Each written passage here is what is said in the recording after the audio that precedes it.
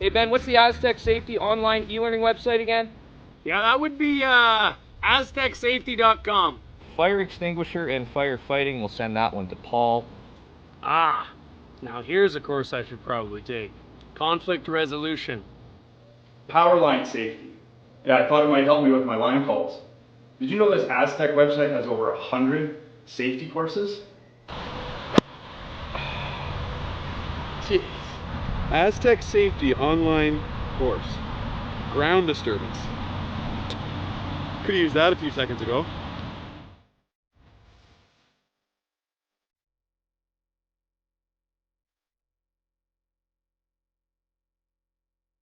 Welcome to the RockShop.net, the official store for the Grand Slam of curling.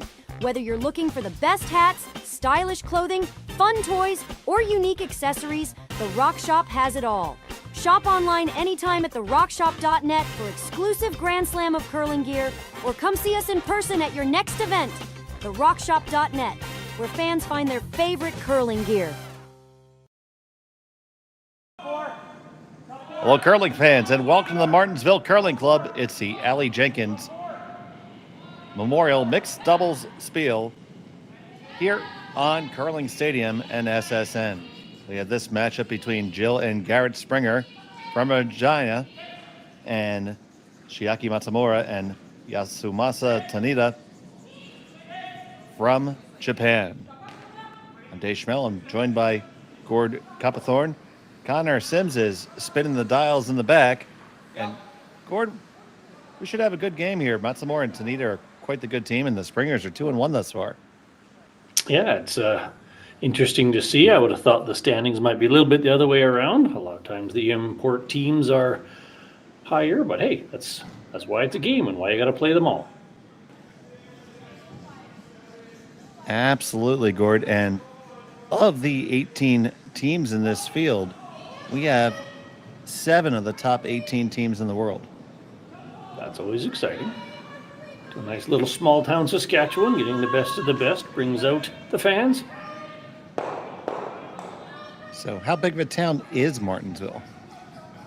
I think I've drove past it, so not that big.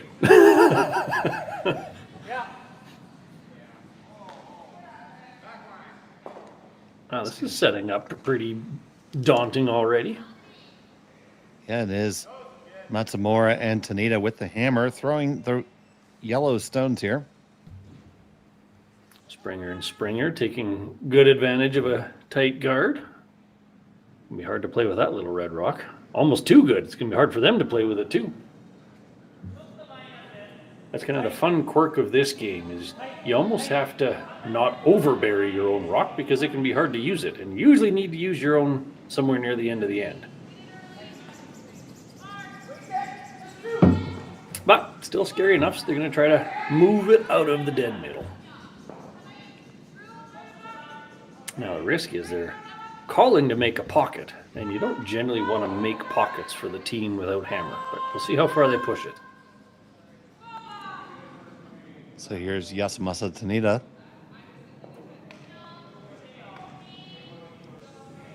This team is from Nagano. I can't even Nagano? talk today. That's the one. I only know that from, what was it, the Olympics? Nagano? Yep, and Hokkaido. Nagano, that's what I want to say. I have not made it to Japan yet, on my list.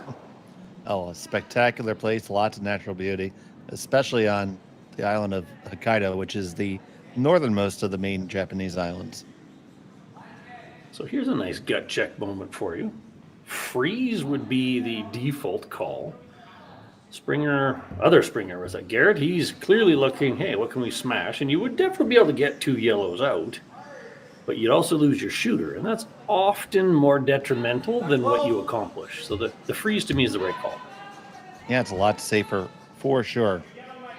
Now, as I mentioned, the Springers are 2-1. They started with a loss to Vermeshlo and Durskin, and then a win over Kalk and McAlpine, and a win also over Nancy Martin and Steve Laycock.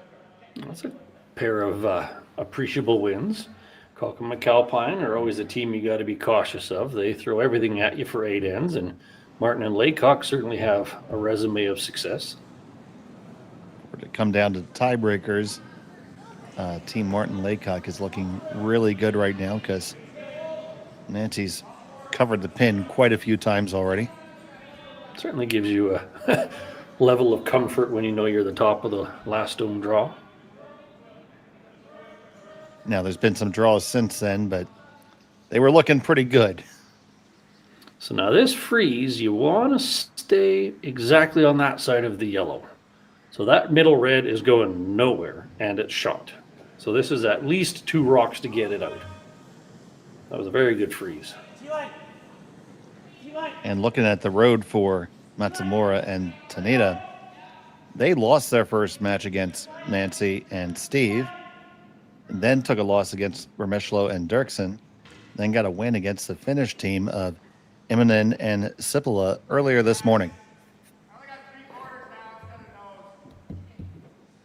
All right, this is going to be a angle changer. That's what I call these. You're not throwing it very hard.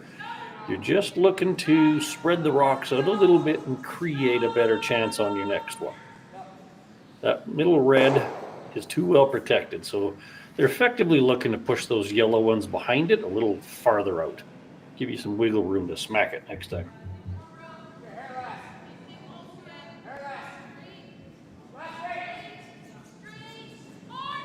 So here it comes from Tanida.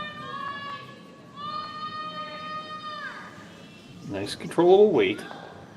I find quite often mixed doubles, you're either throwing things hacked, a boardish to move, or smash the hell out of it. That was not an option in this case with the guard, so call it a strong hack to just rattle the angles. It jiggles it a little bit. That's actually a pretty decent outcome, because if they were to hit that one again, the red would hit the back yellow, which would catch on the back red, and that other middle red would scoot out the side.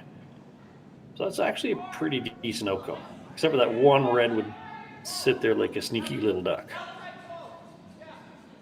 And it almost looks like it's possible to hit it by running that one that's on the top 4 in 2. Certainly potentials. So that gives them the enviable position of they can't guard everything against you right now. So they're currently looking at nose hit on that highest yellow. Because that one would disappear, and one of the back ones would disappear, and you'd probably get that red, yellow, red to be a less straight line. Because right now that yellow one's going nowhere. And just some confirmation from Martensville Curling Club manager James Gordon. Nancy and Steve have had a 6 of 8 LSD of 2.5 centimeters. That is by far the best. Horribly disappointed. What's wrong with perfect zeros? I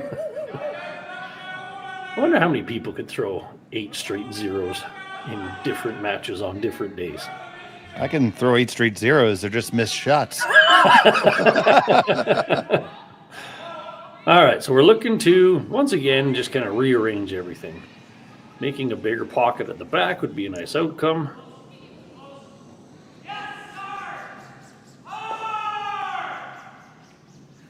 That red is fairly well protected.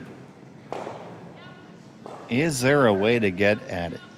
I think you could throw board weight and hit the yellow one you just threw right on nose, and you're going to have 4 or 5 yellows to 1 red. Exactly like that. As long as you can curl it to close to nose. So you're looking no more than board.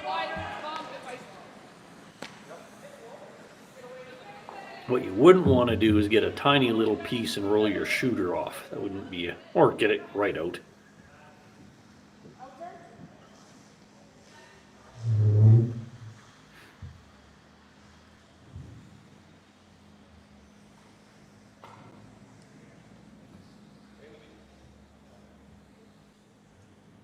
Okay, this looks like throwing the middle one straight back.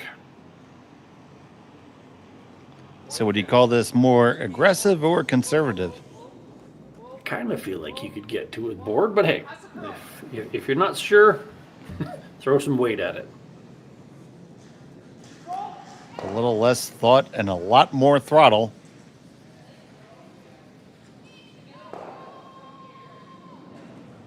Here comes Tanida. So looking for just a tiny bit high side of nose.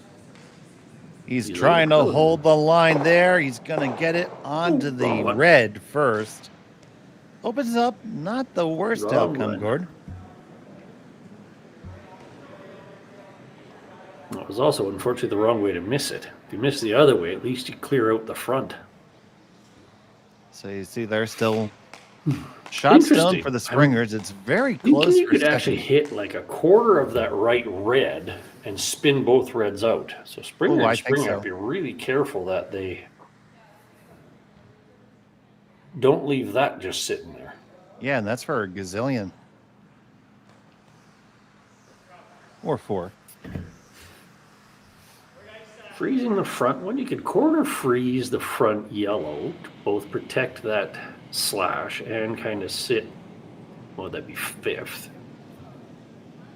A little nudge of it also wouldn't be terrible because you could push that red deeper onto the back yellow, as long as, again, you're hiding that double.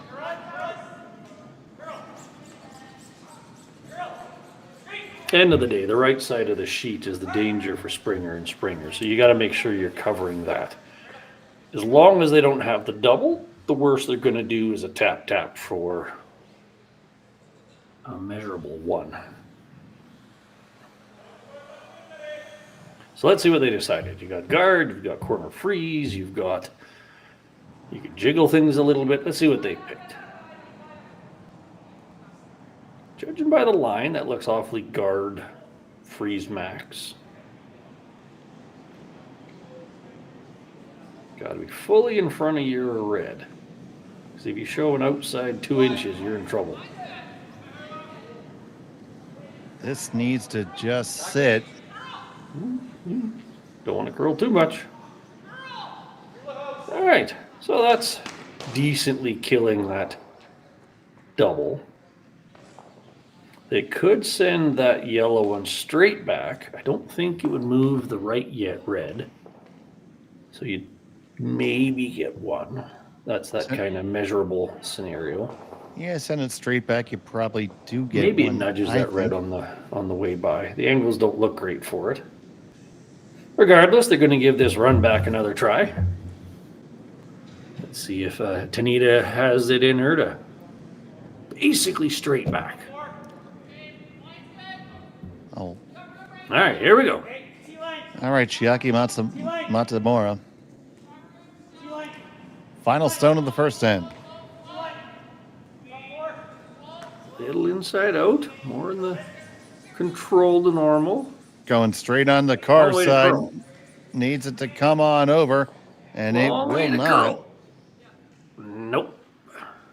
So that is going to be a at least one, possibly 2. Yeah, well, 1 for sure. They seem to think it's decisive, so that must be a steal of 2 for Springer. We'll be back in just a couple. Hey Ben, what's the Aztec Safety online e-learning website again? Yeah, that would be aztecsafety.com. Fire extinguisher and firefighting, we'll send that one to Paul. Now here's a course I should probably take. Conflict resolution. Power line safety. Yeah, I thought it might help me with my line calls. Did you know this Aztec website has over 100 safety courses? Jeez. Aztec Safety online course. Ground disturbance. Could have used that a few seconds ago.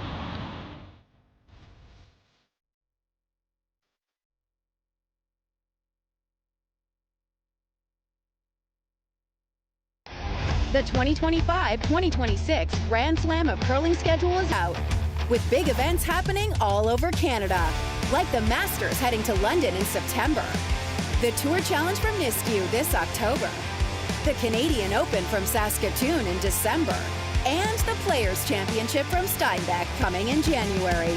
Early bird weekend and full event passes on sale now at gsocktickets.com. Let's rock. And welcome back to Martensville. A single point stolen there by Springer and Springer. Gives them a 2-stone advantage. Was a steal at 2, my friend. Oh, a steal at 2. I'm sorry. No, It's the second end. My bad. Dave Schmel, incapable of counting, and he scored Coppathorn, and we're happy that you're here with us. Thank you, Connor. Very clear. It's 2-0. And Connor, the sarcastic Sims, is on the production. All right, so that was a beautiful end of mixed doubles. That's exactly what it's supposed to be. Rock rearranging, a couple of harder, riskier shots, and everybody is kind of holding their breath.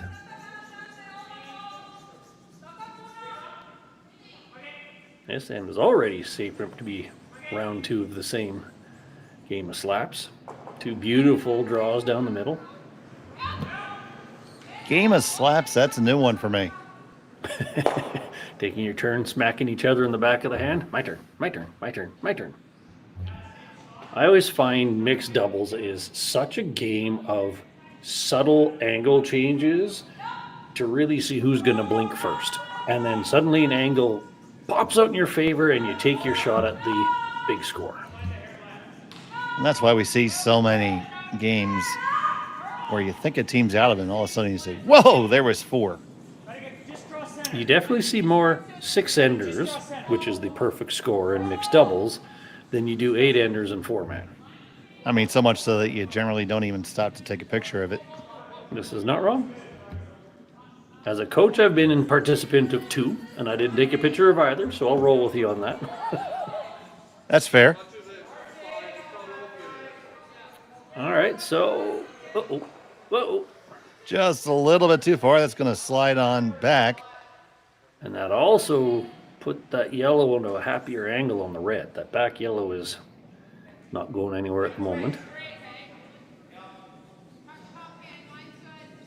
So Tanida is kind of saying on the inside of the yellow, but that's actually a dangerous idea. That gives them a way to kick out both yellows without touching any of the reds. Considering they have hammer, I could even see something like back 8 on that red. Nudge it over a little and spill your yellow towards the other one. This is a way to sit 2, but you're giving an opportunity to the springers that you probably don't need to.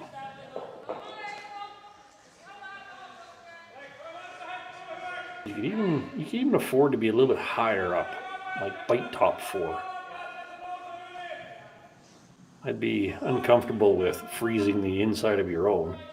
The run backs aren't a gimme, but if they throw that one straight back, then they're sitting 3 and there's no yellows left. So Yasu kicks out with this one.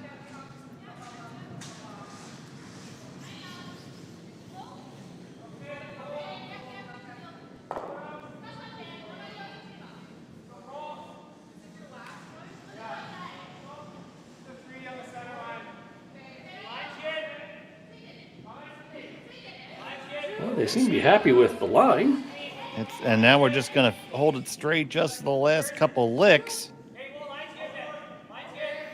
Well, that's what they asked for. In the world of angles, I'm not sure I'd love it. Freezing it down onto the red one saved them a bit. But you can even see here, the springers are thinking, how do we make an action on this front yellow in any manner to kick the other yellow out?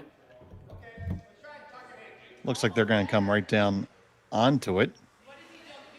Yeah, you could certainly do this with just, heavy draw to push them around a bit. You'd be perfectly happy kicking the second yellow just half out of the 4-foot, and it's a catcher for things. The interesting thing is the team that's trying to steal wants all the rocks tight to the 4-foot. And the team that's trying to score with last rock, having hammer, generally wants them spread out farther. It tends to work better for you. So Garrett's going to make a mound visit here.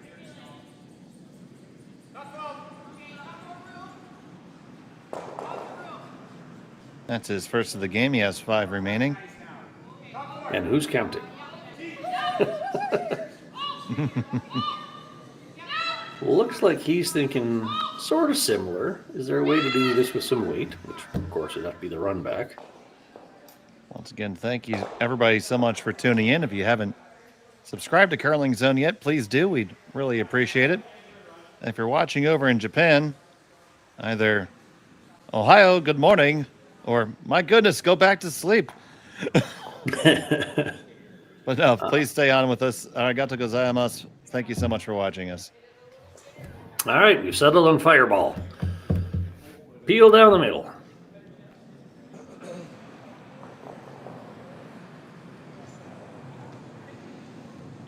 Fireball is on the way. It needs to curl up just a touch. Ooh. It's going to run past everything. Half an inch from excellent. And it goes right into the corner.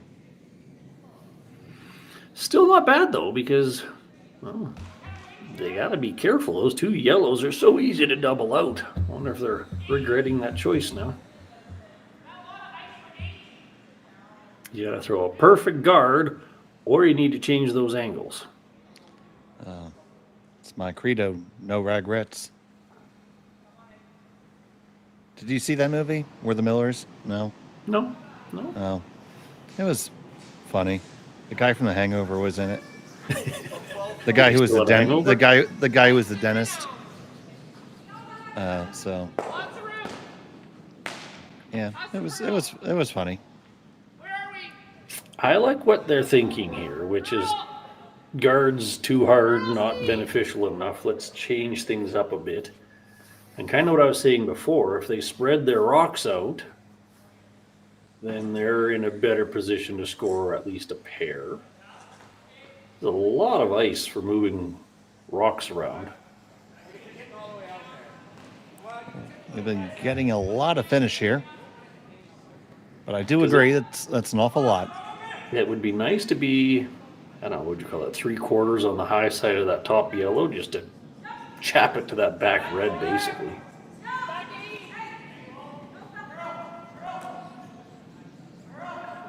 Another little fascinating aspect. Neither of them has the sweeper at the home end with them. You don't need to have somebody in the house holding the broom, but each team has their preferences. Well, it is a sure thing that line calling is better from the house. Correct. All right, they settled on guard after all that. It's a well-thrown guard at that. Absolutely brilliant. Springer squared is probably going to do the same thing because the benefit is really high.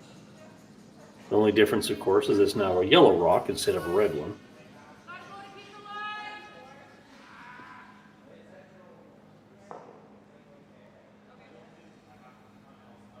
Given that yellow's sitting too, it's hard to pick something else. Yeah, it really seems like the only acceptable course of action. I can't imagine there's enough curl to play anything with hack. At the best, you'd chip a chunk of the front yellow. That's not going to give you a particularly good outcome.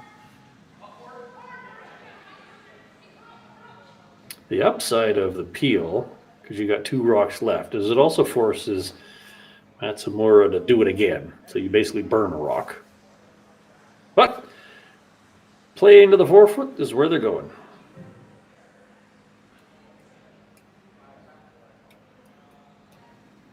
So this side here, you'd basically do yellow into the yellow and push it to the back 4-ish 8.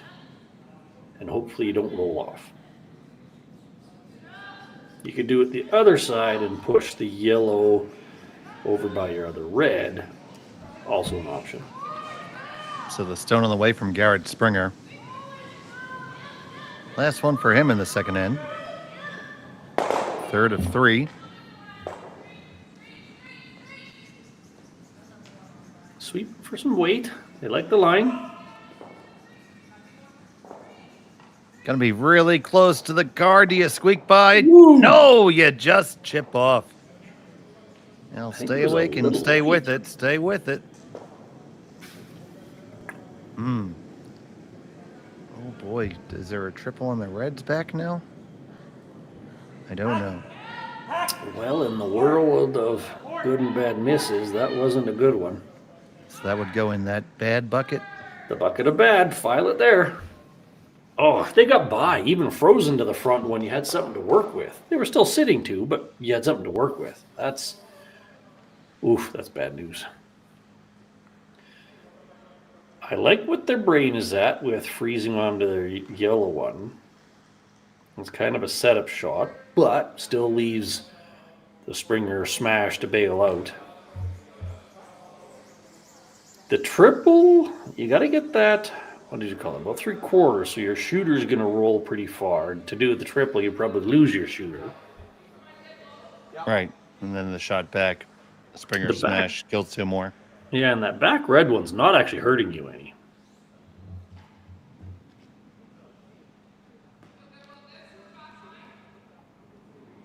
So definitely some consideration here. I wouldn't be against moving the red one. You don't need to hit it hard. You could freeze your own on the right side, kind of get into the three together. And then that triple looks really juicy on your last one. Just through. Pretty much put your yellow somewhere in front of all that and you're likely in good shape.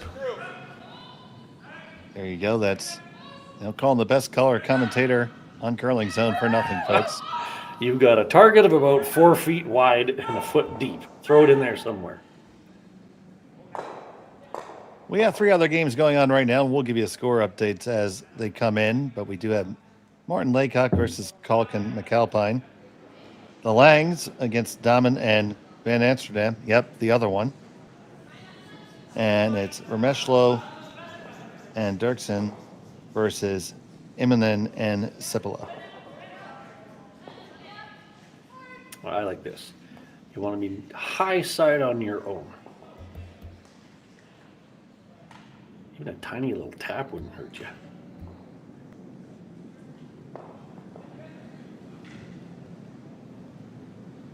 So Yasumasa Tanida with it on the way down.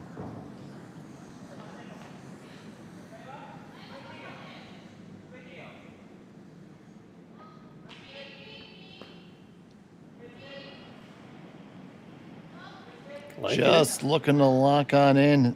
They both like it. Past the guard, no problem. It's going to settle on in, snuggle in, and get on her blankie. That is a real nice spot for that. Technically the red, you don't need the triple. Technically the red double is still there. You could do that again and score 3 for sure. So yellow's in a happy place.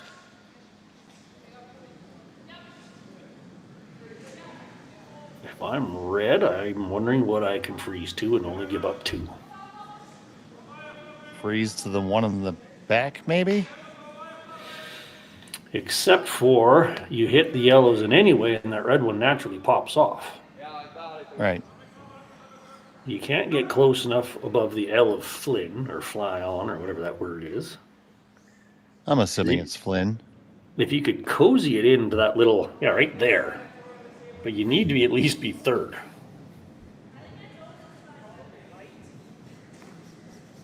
Could you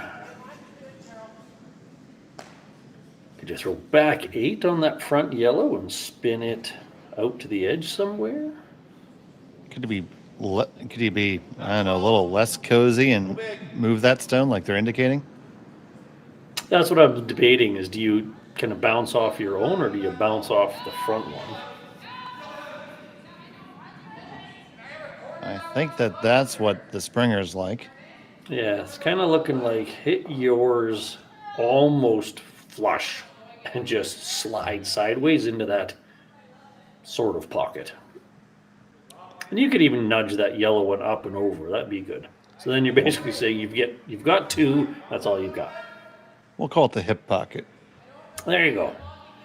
Smoke your own and cozy into the hip pocket. And nobody has a clue what we just said.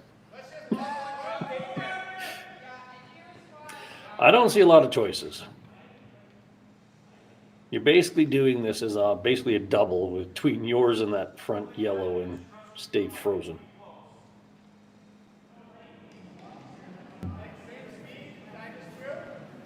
So tough shot here for Jill Springer. They're in a bit of a pickle here in the second. Her last. Plenty of weight. No sweepers. Yep, That's the scary. die is cast. It's going to be what it is. It comes over the 016 off their own. Oh, nice shot. Oh, and that locks on pretty well, Gord. That's about as good as they were going to get. So now, do you try something daring, which probably wouldn't work out for the 3, or do you just scooch that yellow up a tiny bit? There's room for it. The 1 foot tap. Yeah, I think you just tap that up there and you get 3 right there. There's no risk. Other than doing it way too heavy, but let's assume they aren't going to do that. Because you can nudge your other one a little bit. Mm-hmm. So there you go. We're going for the 1 foot quarter rock tap.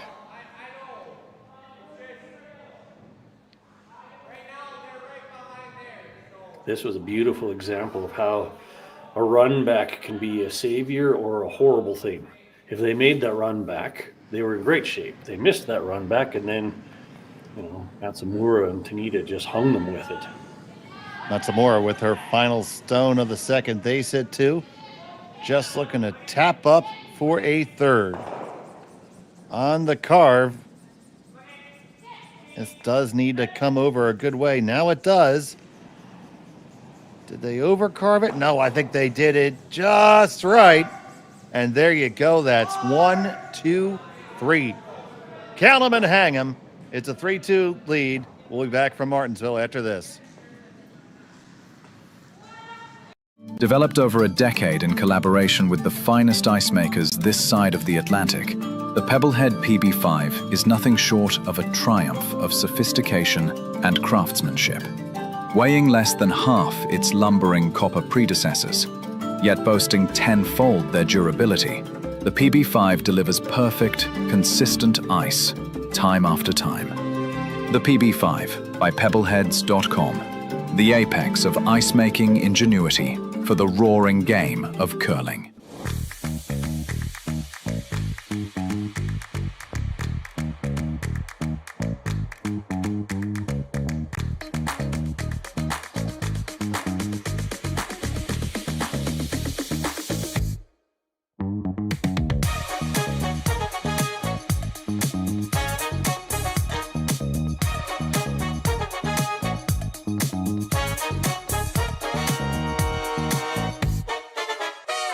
For over 20 years, the Sandra Schmirler Foundation has granted more than $9 million to hospitals across Canada for life-saving equipment for premature and critically ill babies. In the past 4 years alone, $4 million has been granted thanks to the curling community's incredible generosity. The need continues year-round, and with your help, we can ensure every baby has the chance to grow up and become a champion, just like Sandra. And welcome back to the Martensville Curling Club. It's the Aly Jenkins Memorial Mixed Doubles here on Curling Stadium. It was a big 3 for Matsumura and Tanida. And it was because of this shot, Gord. This was exactly as they scripted it. You needed the right weight and you had about half a rock to hit. Whisker heavy, but that was the safe side. Nice manage. They got up and followed the rock. They actually got it a hair thicker than I thought they would, but didn't matter. They had catchers. So brilliant shot for a squeaky little 3.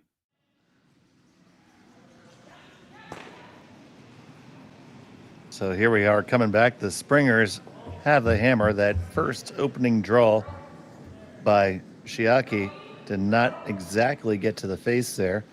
And the follow-up by Jill did not exactly get deep enough in the house.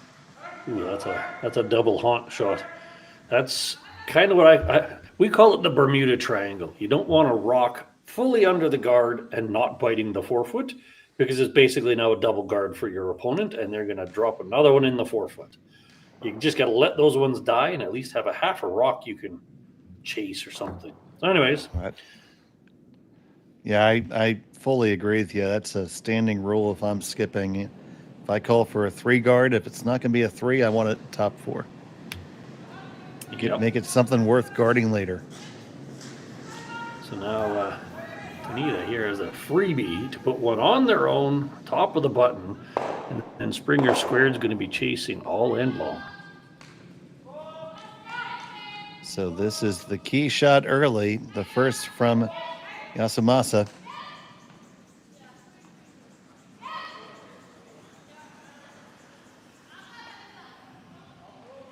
He might have given it back. And that is gonna chunk off of that. Now, Boink. not horrible for them, because that's not aimed at the forefoot. And they're sitting on almost the pin. So they got away with a mistake, but it wasn't ideal by any means. And we assure you that it is actually the Springer's turn. It's just that one camera's frozen. There we go. There's Garret ready to go. All right, so now they're looking to freeze on the inside of this, and that's going to set them up good for a 2. Capitalize on that. Oops.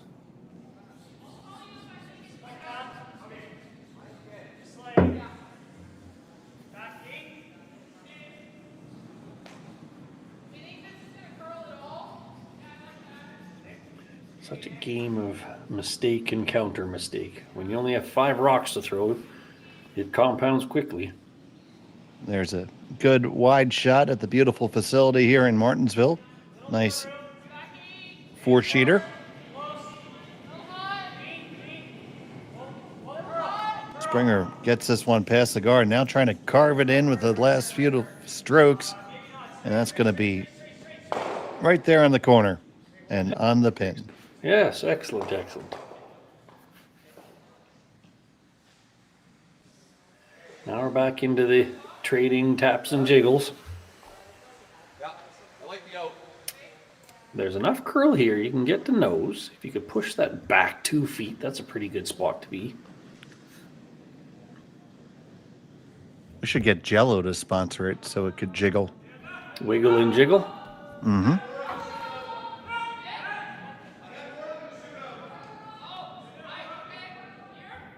I wouldn't even be against being light here. If you're frozen to that red one, not an easy way to score 2.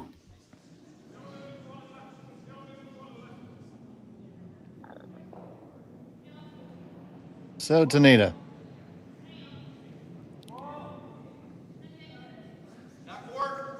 Comes on up and hops on it. This looks light and narrow. That's what he did with his last one. This is going to be very close to the second guard. It's going to come in contact with it and nestle in there into the 8-foot. So how do you make that oops into a oh yeah? In terms of the Springers or? The Springers, yeah. Well, it's a bit ballsy, but you could play the yellow, red, yellow, and you'd be sitting 4.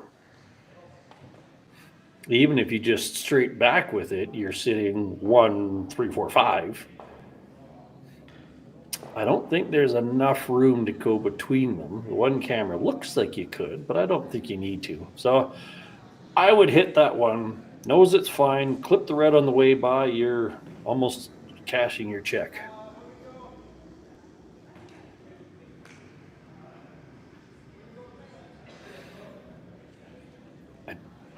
I'm not sure I'm in love with the weight they're looking to play. That looks like they're playing a significant amount of weight. Generally, as a rule, I advise people to do things with like 11 or 8. 11, you can jump up, chase, manage. Your rolls are easier to control. You got to keep your shooter. Or 8, you just move a bunch of rocks. This seems more like a 10, 11 kind of shot. Even if the yellow only scooted to the back 12, you're still in a good place. Anyways, they chose a little more than that.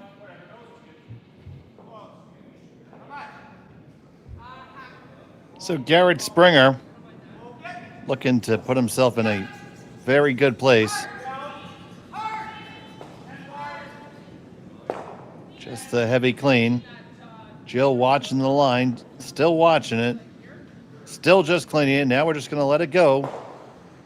Coming. Oh. Oh. Missed it by the hair of a chin by a peach fuzz. Oh, they threw a weight they were comfortable with. They knew how to read it. He was ready. They thought they had it. Didn't want to roll out. Rolling out would have been bad, but man, this is just almost painful to watch. We're talking a quarter inch. Oy vey. I was getting all ready to say, and there's a beautifully made shot. Still good. You're sitting. It's still good. But that's not bad. You had the taste of the candy, and you got a carrot stick. Oh well. Moving on. This is celery. Celery's worse. Well, that's why it wasn't bad. It was a carrot. You still got a carrot. You didn't get, a lump of coal. Anyways, okay. Focusing. This looks like they're scooting through that port, which is not a big port, but if you get through and nudge the red, that's a good shot.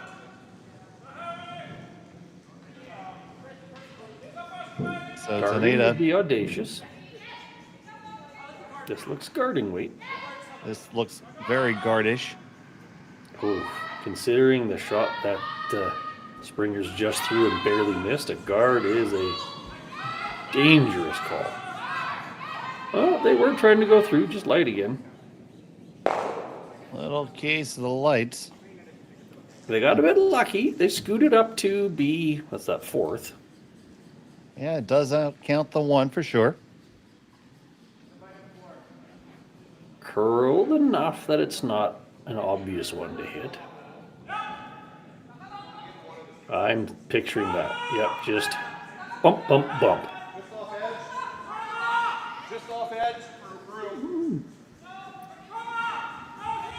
I'm thinking like hack. They're clearly thinking more.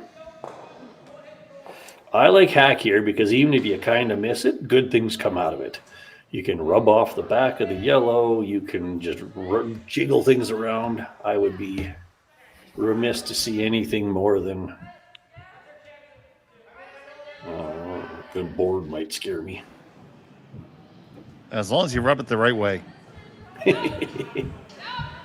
That's more ice, so they're definitely throwing less weight. Yeah, board adjacent. I just find a lot of cases people get so fixated on taking the opponent's rock out when that's not the necessary outcome. It just needs to get to the 8 foot. But anyways, it's a comfort shot. Pick the weight you're comfortable throwing. So Garret Springer.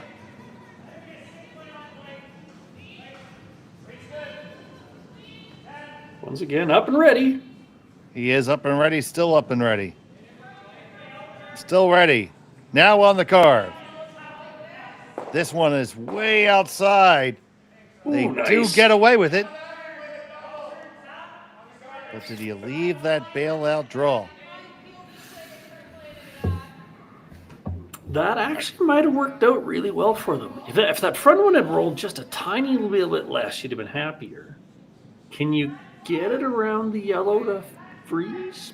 I think you can. I think that's the best shot in the sheet to make. They're looking at the tap, but I don't think that's easier. Heavy. We go by? Yeah. Hammer. Yeah, I don't think the tap's easier. I'd agree with you. The only upside to the tap is you could push a red out of the 4 foot, but you're kind of pot committed to welding on that back red now. Well, it looks like they're playing the tap. It's pretty much straight back. So Chiaki, Matsumura.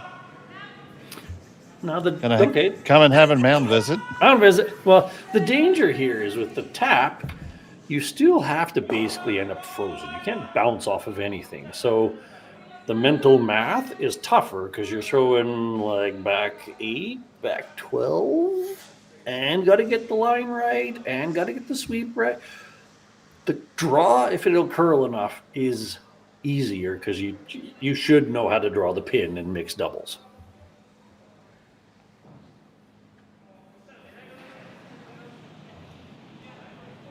Even if you ended up just a full rock in the 4 foot, it's going to be hard to do anything against it. That is their second mound visit. Back button. But in very important time, so there was a time to talk about it. This is it.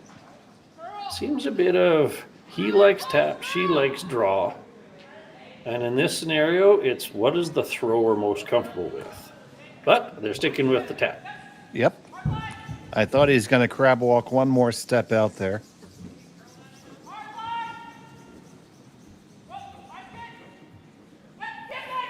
You have to be a curler to have that move in your repertoire. All right. So here we go. They're looking. Tap. Yep, they're looking for the tap. They had to tap it right to the button, on it, hard for the line. Now we're off. We like it. Back and forth. It's really close to good.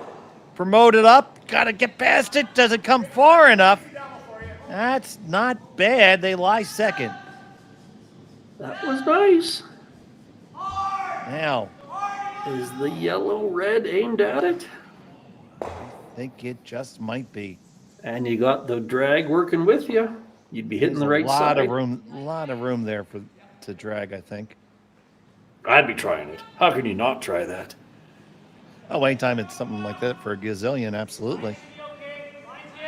Now, you don't want to overhit it because you'll take away some of the drag. You also want a little bit curl to work with you. But yeah, hit about a half of that front yellow. The drag will pull the red to the, as we're looking at it, right. And you should get at least a half of the yellow one. So this is a huge shot and a huge opportunity. Yeah, this is back to the candy bucket. This is a shot you want to try every day. Sit in one, chance for 4. She's going to dig all the way down to the bottom, find that good stuff the neighbor was hoping the kids wouldn't get.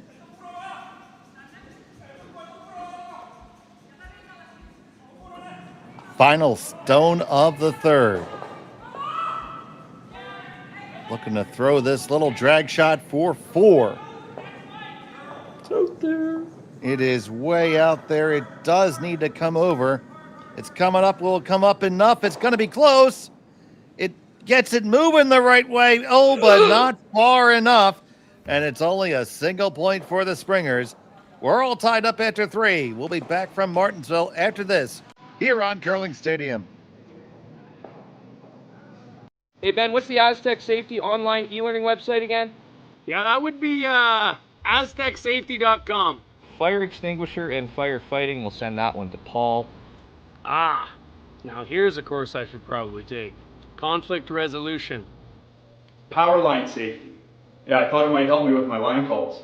Did you know this Aztec website has over 100 safety courses? Jeez. Aztec Safety online course. Ground disturbance. Could have used that a few seconds ago.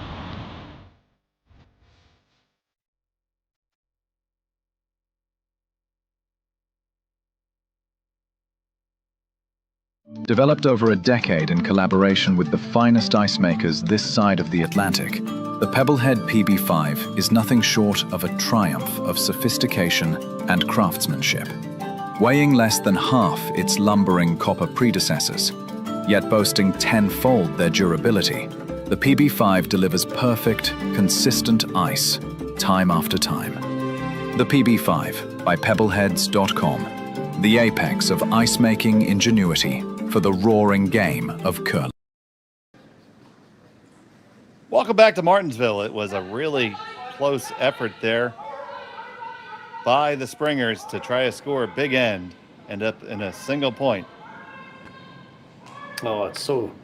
You got 2 big misses out of Tanida with those late draws, and you only got a 1. It's kind of... How do you not feel a bit disappointed? Absolutely. I don't know if Connor has that one in the replay can, but love to take another look at that attempt. Oh, and how much are they not kicking their ankles for missing that? I guess you call it run back on Garrett's. Oh yeah, I mean that was a key opportunity there. Here's another look at it, Gord. So she comes out, has plenty of weight, but she looks like she floated it a hair. So they had to wait, and they had to wait. And then, okay, we're going to try to get some curl into it, but you still need to get into the break. And it sure tried, but they needed a decent chunk more of that. It was certainly there, but just not quite enough weight. So that first draw comes to the top 4.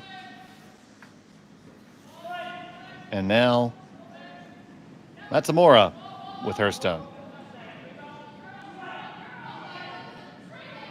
These are always kind of sneaky when there's one sitting at the top 4 like that. Do you corner freeze that one? You try to scooch past it and corner freeze your back one. There's opportunities in both setups. Oh, there you go. Chunk it over. That's all fine too. There's that whole spread the rocks around. That's usually much more advantageous for the scoring team. It's nice that they have enough curl here that they can play that kind of shot. Yeah, it's been good ice conditions thus far this weekend for sure. All right, springers already are thinking, I'm not loving this. Got no choice. Weld another one in there, a little better. Try to make it more better. Be more better. That's the catchphrase of the U.S. girls team I coach. Be more better. They hate it when I tell them that, but it works. I have a friend of mine and former member of my club and actually one-time color commentator on Curling Zone who would just say, be better. I just have to make it grammatically challenged with a more. Speaking of which, don't you wish that was 2 feet more? That your other red was a valuable shot? Because it was too heavy for a freeze and too light to keep your other red relevant. The dreaded in between. Man, if Matsumura and Tanida keep just spreading those rocks around, they might have a shot for 3 or 4 just all of a sudden appear out of nowhere. Almost feels like a power play when they spread out like this.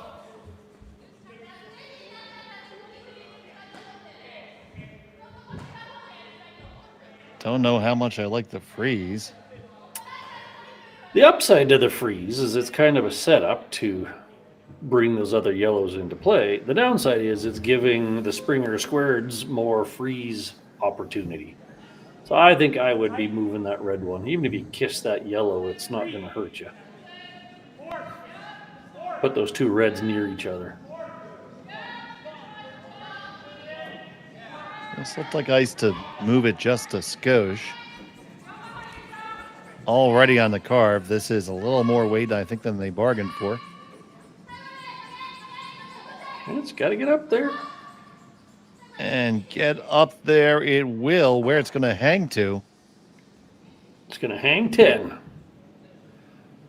A hair thicker, but that's still decent. Yep, right there, the outside edge, at the edge of the 10-foot circle. Boy, Springers are switching gears into defense. I think you have to, Gord. Well, you are sitting 3rd, so you could freeze the back one again. Hit and rolls, fine. You could even get a double on the back ones. That would be good. Yeah, this is one of those gut checks because you could put a red in that red-yellow clunk in the back there, and it's not going to go anywhere. Fair. Do we care about the shooter? It's probably never coming into play with but So here's Garret. He hops up on his stone right away. It's like a 9 or firm. Skid it just a little bit in the beginning, it looks like. Now he's more happy with it. Too thin would be the danger here. Getting the 1 and the 2. A nice downweight double, and a beautiful roll. Great shot by Garret Springer. So here you go. The defense is what it is. They're going for the double, the roll or the double, preferably both. And he pretty much nails them both. Good teamwork on the line call. Again, too thin would have been the danger. So bang, bang, 2 in the corner. Rolled just about a half rock too far, but really quite a decent shot there. Does he get to get a piece of candy for that? Better than the carrot stick. Except for you've left them bang and flop better, and it'll move a red one back. So they'll be sitting 1 and 3, both under the guard. That's the only downside of having rolled a little too far. So the stone on the way from Tanida. And he's on his own right for line off the jump. This one's all about the roll. You don't really care about what happens in the back. Squeezes past the guard. Gonna pop and flop, dead bisecting the center line. Brilliant shot. That's where Garret wanted to be. The double was nice, but that's where he wanted to be with the roll. Now they are again thinking run back might be the savior. They might chunk it out the way, what was that? Matsumura did that on her first? Maybe it was Tanida's. Anyways, that kind of just punch it back. The downside is you punch it back and you're still leaving all your reds on one side of the house. But that rock's so good, you got to move it. You see Chiaki getting ready for the fourth end there. Gunning for the snack. What did we pack today? Baby Bills and pepperoni sticks? Orange slices? Carrot sticks? Waiting for the Gatorade promo to pop up. This end brought to you by Gatorade. It wasn't, but that's what I'm waiting for. And and you can send that email to info@curlingzone.com for more advertising information. So I don't know if they settled on corner freeze it or push it. Either of them have merit.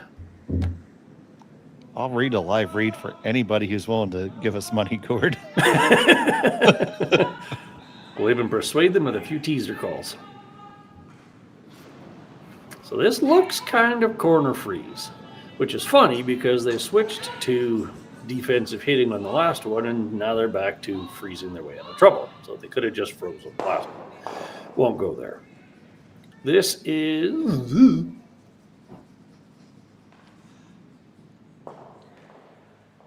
Just a skosh too heavy.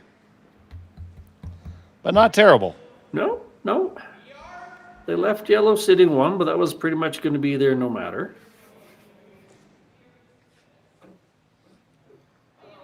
Can't get to the inside of the red with any kind of weight, so it's hard to move it.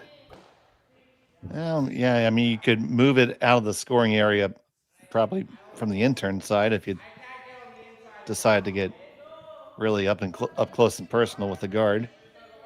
Mm-hmm. If I'm yellow, I'm thinking, how do I leave myself the draw for 2? How do I give them something they have to deal with, and I'm hopefully going to have the draw left? I'm not sure I'd do it now, because you might leave a double, but there's also a lot of catchers, so I get that. Corner freezing the red one cuts your own draw off, so then you'd have to go with the out turn. So, yeah, freezing your own, it's got potential. Yeah, it doesn't seem like a bad choice.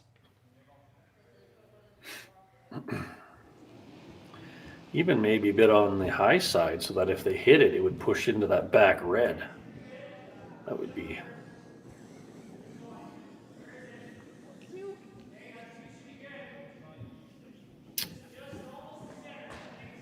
Yeah, I get this. I'm okay with this. Because even if Springers play on it, you're going to be sitting at least 1. That was the king crab walkover there by Chiaki.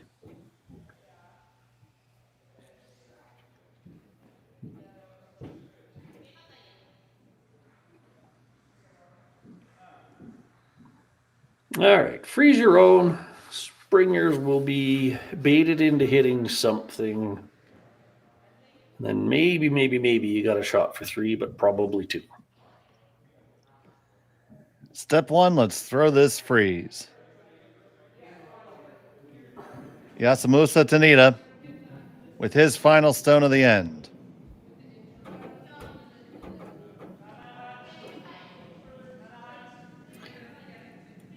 Still, yeah, nose-ish. Somewhere nose-ish. Freeze them up. On this hard for the line, it's curling hard. They Uh-oh. are going to just get past the guard. It's a lot of weight, though. They still lie, too. That was a bit toasty. I'm not. Can you ever hit the living daylights out of them and make it all fly? I'm picturing a triple all day. If you hit kind of a third of the rock on the right, catches the back yellow, goes over top the red, that yellow goes back off the other one. Not sure.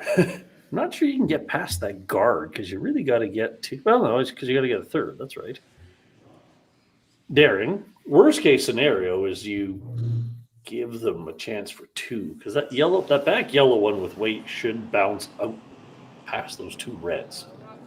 Yeah, the only thing you can't do is wreck, and you can't flash. Yeah.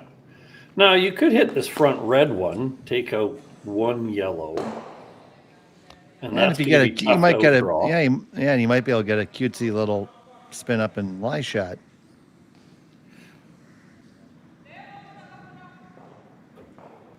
The triple is a better outcome. The short raise to take the front yellow out is safer.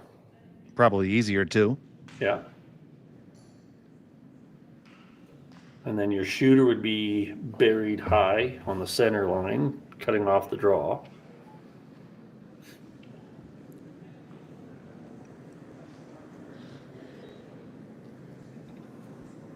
Kind of a preference shot at this point.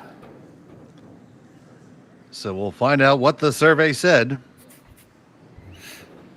I'm curious with the triple if the back, like the middle yellow, just kind of stuffs. Because if it does, that wouldn't be good. I do kind of think it sticks, but yeah, and then they got to draw for 2, which is pretty much the same outcome as the slash on the front one, a shot of some sort for 2.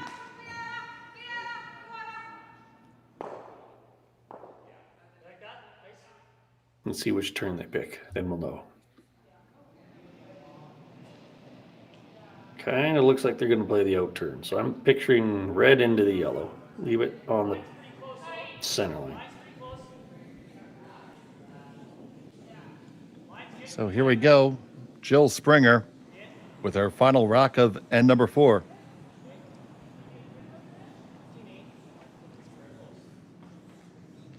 Now you either want your shooter to stay high or get completely out of there. Depends on where you're making this contact.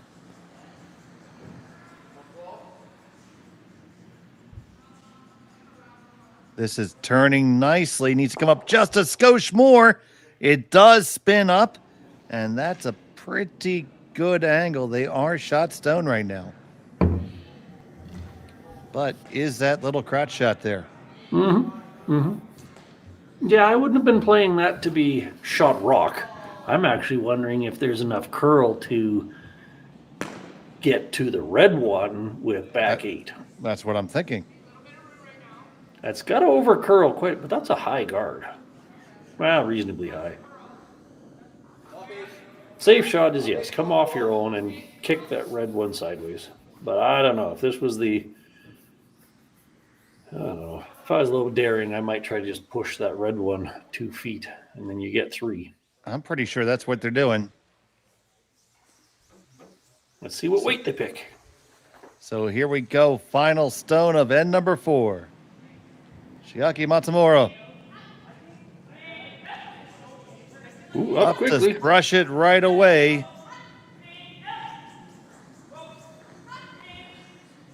Looks like they're just looking to play off their own.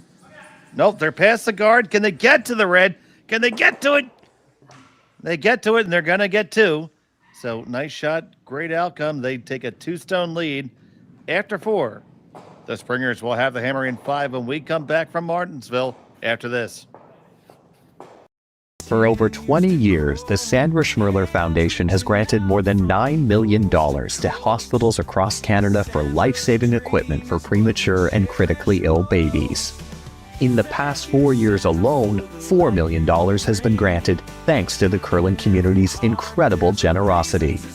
The need continues year-round, and with your help, we can ensure every baby has the chance to grow up and become a champion, just like Sandra.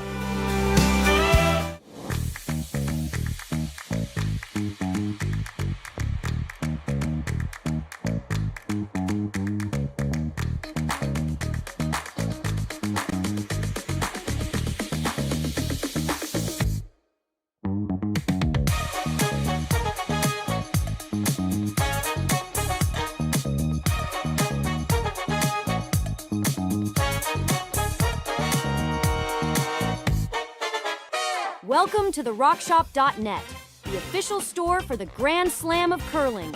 Whether you're looking for the best hats, stylish clothing, fun toys, or unique accessories, the Rock Shop has it all. Shop online anytime at the RockShop.net for exclusive Grand Slam of curling gear, or come see us in person at your next event. The RockShop.net, where fans find their favorite curling gear. And welcome back to Martensville. It was a 2-ender for the team from Japan. And you see that opening draw there. Comes back and taps the Springer Stone back just a skosh. They trail by 2 here in end number 5 at the Aly Jenkins Mixed Double Memorial. Dave Schmel and Gord Coppathorn with you. Connor Sims turning the dials, making the magic happen. In just a minute, we'll take a look around the barn and give you an update on some of our other games. Well, we're off to a pretty standard start. Freeze the back, freeze the freeze to the back, except for this is going to be in the Bermuda Triangle. And we're doing that again. So if they'd have left that one a foot short of the house and mostly open, you can use it. You put it there, and it's even hard to tap it into the 4 foot. So that's like 2 feet too far. So over there on sheet 3, right next door, we have Rameshlo and Dirksen trailing by 2 from Immonen and Sipala. And, well, that was a lot for the Langs and not enough for Damen and Van Amsterdam. That game is over after 3. And over there you see a barn burner between Martin and Laycock with that big steal of 3 by Martin and Laycock to bring that game in there. Deuces for Calcum McAlpine. So great game over there on sheet 1. But we got a nice one over here too, Gord. Indeed. It's been a lot of fun. Every end's been something exciting.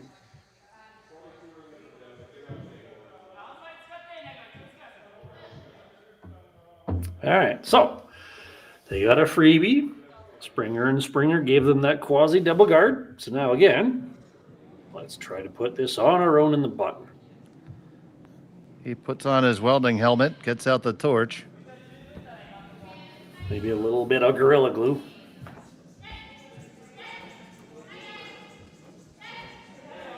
That stuff's pretty good, Gorilla Glue.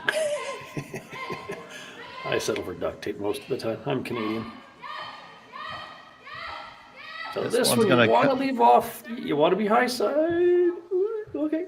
That's pretty. I think you get away with that, buddy. Yep, that's success.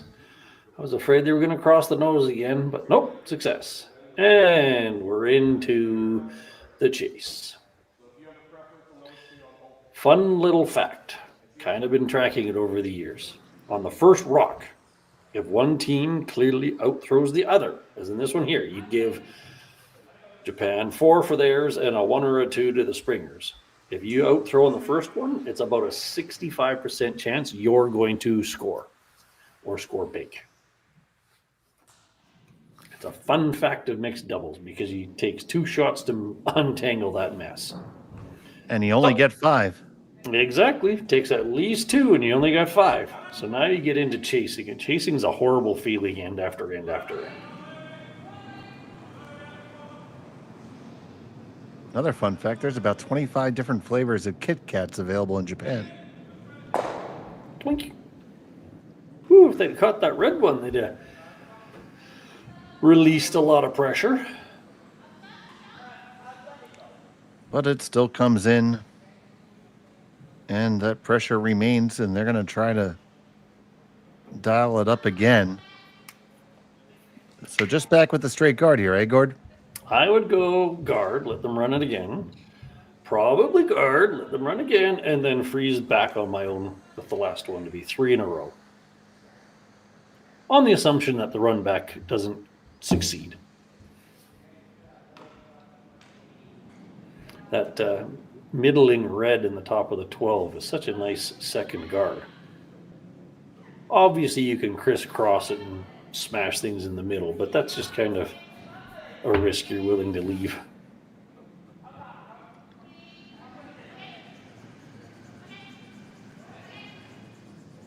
I question if Springer Squared is willing to say, let's just start playing in the 4-foot. This is a bit tighter than I was expecting them to throw. I think they might take one more whack at this, because if you catch it, run over the top, you might be able to run your own red in there too. Do a lot of shifting and shafting and jiggling and jostling. As long as you don't get high on it and just go ba-bang. So yeah, you got to be over the red one, even if you just straight peel. You'd be really disappointed with yourself if you put this almost straight back into that red.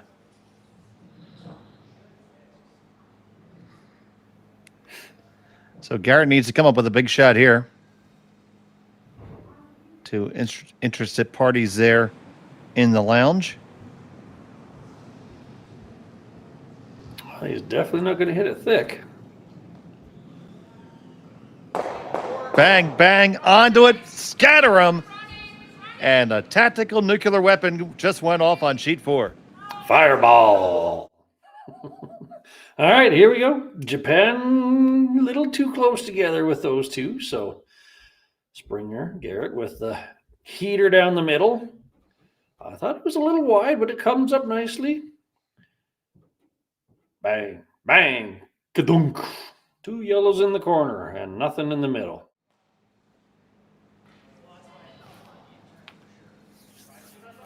And back to square one. We might get an opportunity for an elusive blanked end. Well, you don't want to do that in doubles, though, do you? No, but it still happens from time to time, and it's entertaining. So now, Japan's probably saying, let's just force them one. This is no longer even remotely a stealable situation. Just play the big split. You might get tempted into the guard, but then they're just possibly going to freeze your own, and now they're using your guard. So, yep. Split the house, force one. That's where my brain's at. And to your point, a blanked end is a bad thing because it would switch hammers. So Springers have no interest in a blank. It's a fun rule of mixed doubles that sometimes wish would make its way to other levels of the game, but yes. Then I think after this, we might see Matsumura and Tanida engage the power play. It's the right time of the game. 6th end is typically where you see one of them played.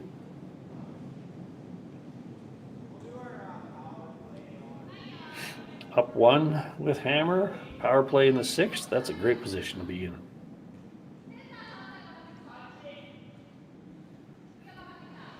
So just looking to put a lot of green between these. Looking a little greasy here. It's got to stop. It's going to settle. So you just try to play the freeze here, right? Or hit and roll in front of the yellow. One of the two. Freeze is good. You want to be center line side so that if they hit it, it may catch on that other yellow.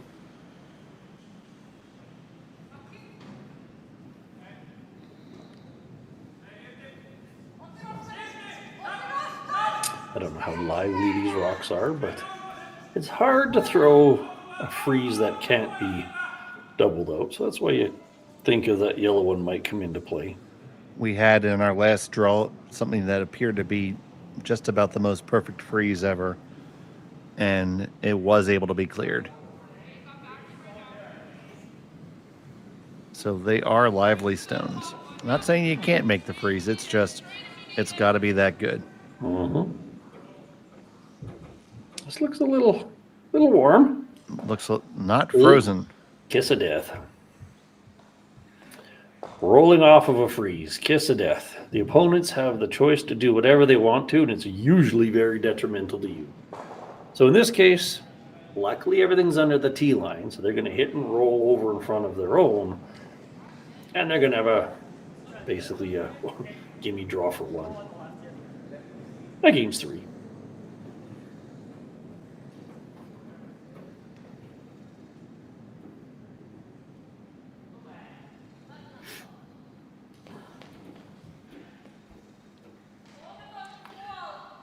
Alright, yeah, hit and roll anywhere to anywhere. Heck, you could even roll out and it really wouldn't change the outcome. See rock, hit rock. Springers have one rock left and they don't want to blank.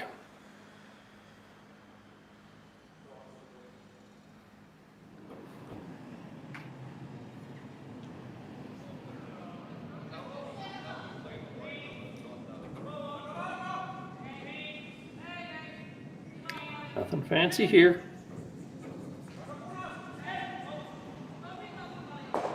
Plunk. She saw it. She hit it. I don't think you are. They were kind of thinking, hey, it'd be nice to roll in front of our own, but again, everything's in front of the T line, so they were going to have the choice of draw or hit no matter what you did. You almost wanted to goad them into the hit for a potential hoops.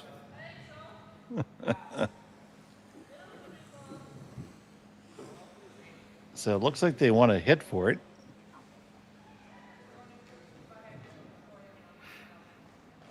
No, relatively safe. You'll almost always hear someone go, oh, if you can't make the draw, you shouldn't be skipping. And I don't disagree with that. But at the same time, you got to pick whichever one's your comfort. And, you know, Jill's thrown quite a few hits in the last few ends. So now, to be fair, draw is not exactly a gimme at this point. Yeah, and the average age of the person that says that the curling club is deceased.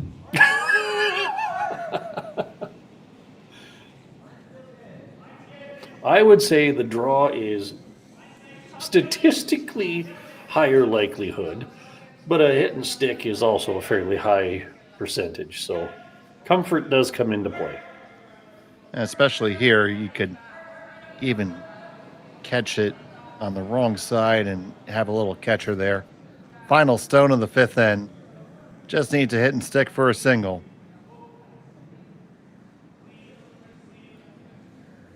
Coming up. Looks just fine. Going to use the catcher. There it is. 1 point on the board for red. It's 5-4 after 5. We'll be back from Martensville here on Curling Stadium. Hey Ben, what's the Aztec Safety online e-learning website again? Yeah, that would be aztecsafety.com. Fire extinguisher and firefighting. We'll send that one to Paul.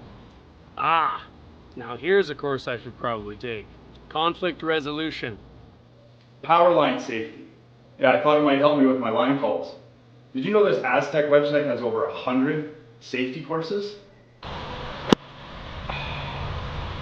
Jeez.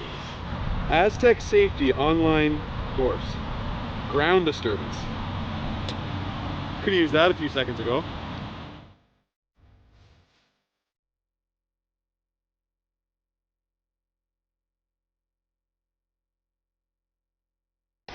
The 2025-2026 Grand Slam of Curling schedule is out, with big events happening all over Canada.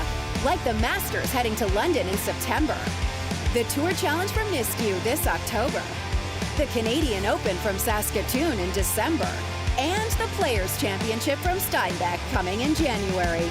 Early bird weekend and full event passes on sale now at gsoctickets.com. Let's rock.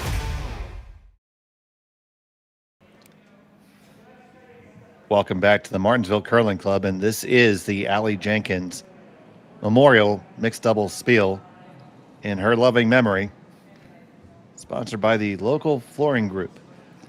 We're back here. It was a single point for the Springers. Chiaki Matsumura and Yasumasa Tanida have a one-stone lead with Hammer here playing in end number 6.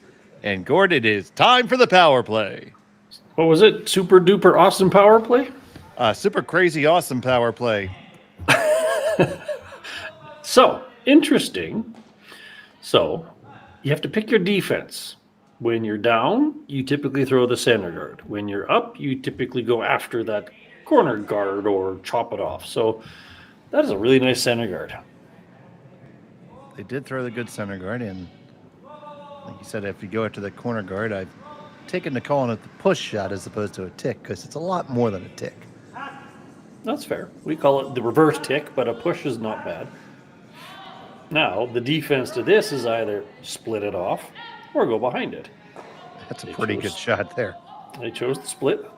Now they throw the guard again, and it kind of starts to make a bit of a mess. So this actually kind of has the feel of +or-1 at the moment. That was such a great center guard. Mm-hmm. Let's do it again. And sooner or later, then they can just start ripping things off. But I don't know. This point of the end, really early, kind of feels like a +or-1. And I definitely would say the Springers would be happy with forcing one. Yeah, we have a coach at our club, Wayne Anderson. He, just like you're evaluating the mixed doubles game, he does it for the 4-player game after the second throw. He says he can usually predict the score at that point, just based on the +/-. This is going to be a fine guard out of Springer. If it comes in a skosh heavy. Not a bad spot. Yeah, you think so? Yeah, that's an oops. Okay. Because any kind of a hit puts another yellow in the house. Doesn't give you any opportunity to play behind anything. Yeah, that's. I'd have been happy with 2 feet over the hog line over that. Okay, we'll give him a carrot. I was going to say that's a bad bucket shot. Even if they could have got it underneath the other red, maybe you could have coaxed some work out of it. But no, that's them hitting and rolling, adding to their pile of yellows and proving me wrong on the +or-1. Oh, well, we can't do that.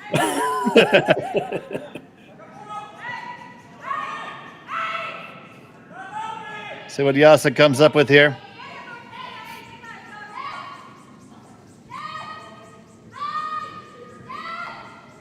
Looking to roll anything out of the middle. You don't want clutter in the middle. Well, it's pretty nice shot. It's out of the middle, absolutely. Now, this might be a good time, and looks like they may be keyed up to make them all fly. Smash your way out of it.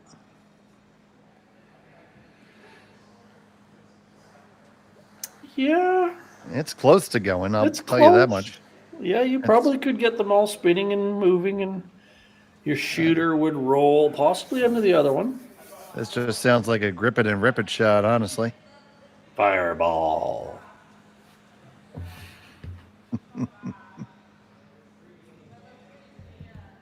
He's enjoyed throwing this kind of weight, and he's been pretty accurate. So, yeah, you could see 3 yellows in the corner, and you could even stack your 2 reds. That would make you feel pretty good. That would be a bonus. That would be the cherry on top. We'll let him have the ice cream, too. When you get 2 outcomes from 1 shot, that's awesome bucket.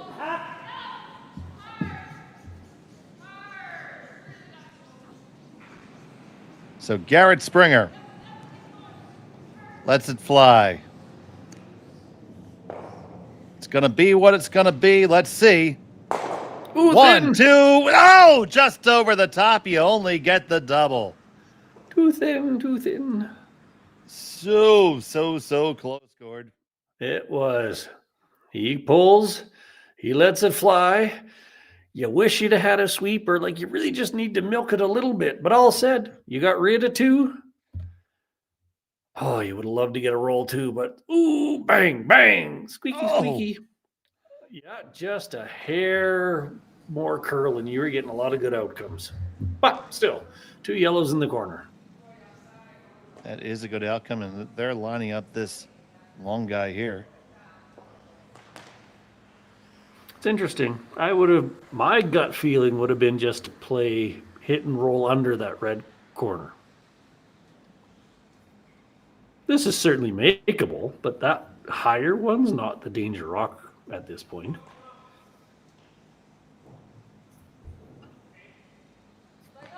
And after she does the hokey pokey around it, lining up the angle. And flaps her hands. That's what like it's the chicken all dance. about. All right.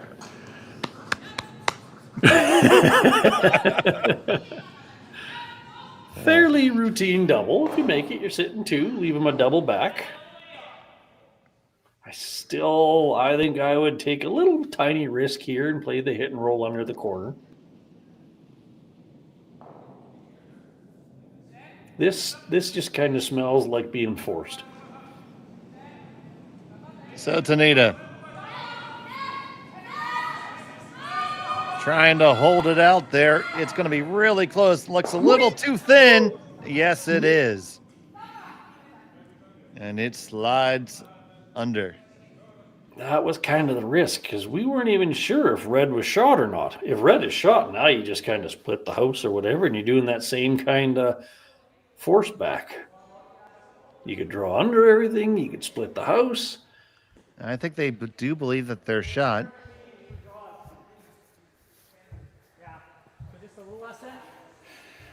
A little piece inside of me is crying that they didn't just play the hit and roll and put the pressure on. But that's in the past. Yep, we move on now. And that'd be a huge win for Springer Squared to get a force on their opponent's power play. It's not the super awesome power play. Super great. Yeah, it's now. That is a moderately disappointing power play in that case. Yes. So as long as this stays first or second, they're pretty much cementing a force. Yeah, if you're forced, I mean, you still scored, but it was unsatisfying. 6-4 lead, 2 ends to go. You're still in control. Not bad. You have 1 power play to defend against, which will probably be the next end. Yeah, the Springers were probably going to come with their super crazy awesome power play. As opposed to the disappointing, sad, melodramatic power play. Mm-hmm. If you're watching earlier in the morning or earlier yesterday, you get the joke. I just like the ring of it. All right. Nose hit, B shot. Then they cross their fingers, hope for a miss.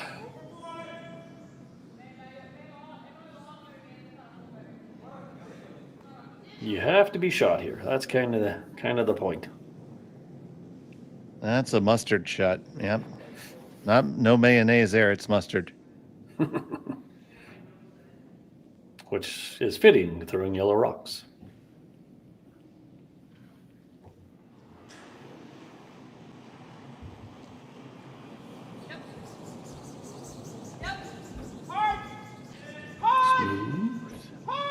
Nice release there from Tanida.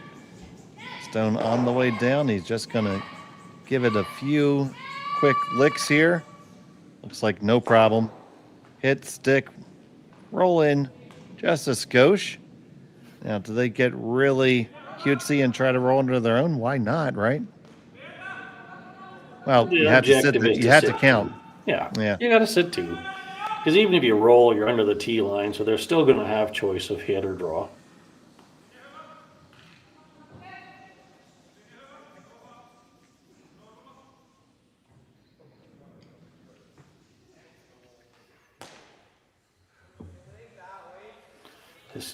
This is no need to waste time overthinking it. Hit yellow thing. Throw some ketchup at the mustard.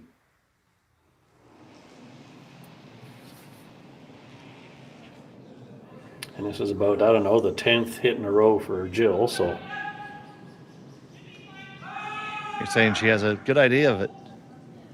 In terms of last rock, yeah, she's thrown a few of these. 3 inches of ice, decent weight, clunk. It's the power of the poofy coat.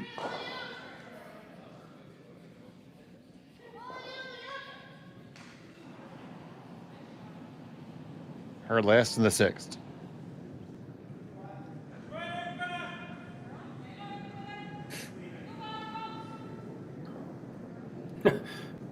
Fixing her broom as she slides along, must close. See rock, hit rock, done. Plunk. You could technically take on the double. I don't think anybody would be daring enough to do that at this point, especially when you're already up 1. We're all running on the assumption that red is sitting 2. Well, I think they are too. Or else people have had a massive lapse of strategy. All right, once again, see rock, hit rock, don't roll out. Your mind is pretty simple, isn't it, Gord? Well, considering the first 4 ends were a litany of angles, precision, and tappy, crashing, clunky, cheeky, this is black and white. Smack rock.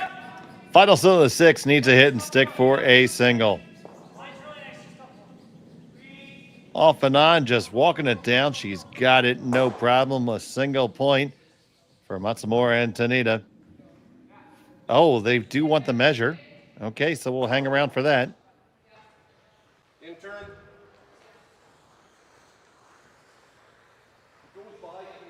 So we're going to have a measure here. Might as well. You never know if the rings or the pin are ever so slightly off. So it turns out they have 2 different micrometers here. This is the CCS one with the big TV numbers on it. It's almost like Connor could zoom in on it or something. Probably not at the overhead. Well, he can, but I don't think that camera does at that particular moment.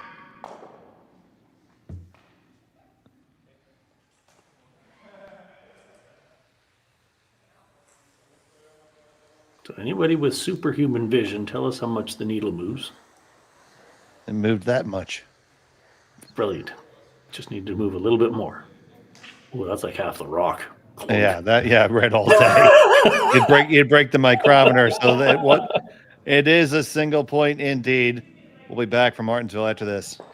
Developed over a decade in collaboration with the finest ice makers this side of the Atlantic, the Pebblehead PB5 is nothing short of a triumph of sophistication and craftsmanship.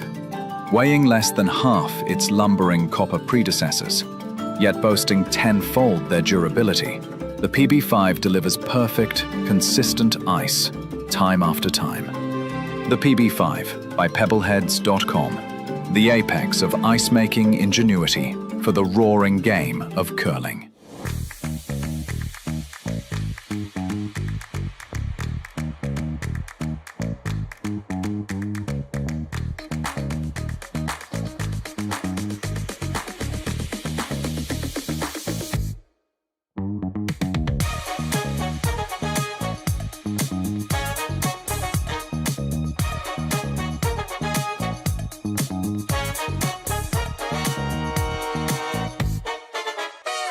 For over 20 years, the Sandra Schmirler Foundation has granted more than $9 million to hospitals across Canada for life-saving equipment for premature and critically ill babies. In the past 4 years alone, $4 million has been granted thanks to the curling community's incredible generosity. The need continues year-round, and with your help, we can ensure every baby has the chance to grow up and become a champion, just like Sandra. And welcome back. And we are going back on the power play here It's power play time for the Springers. Dashmel, Gord, Copperthorne, Connor Sims making a limited amount of magic happening in the back. So for anybody wildly confused why you have two rocks splitting the house, why do we have two rocks splitting the house, used buddy? to be in front of the red one, and they brilliantly pushed it across. That is brilliant. Reverse tick, tap, whatever you want to call it. Excellent shot. So now there are 3 rocks in play. The next one is still protected. So now Springer squared is looking for the put that guard back. What do you think of the strategy of just splitting the house and maybe coming down to the yellow right now? I'm all about burning some of their rocks. If you come into the house, it becomes a try not to set up doubles problems and not jams and not whatevers. Now, they do have the opportunity to corner freeze you, but with a corner guard, you can make a 3 or a 4. If you're just trading rocks on opposite sides of the house, you get maybe 2. Long-winded way of saying they want 3.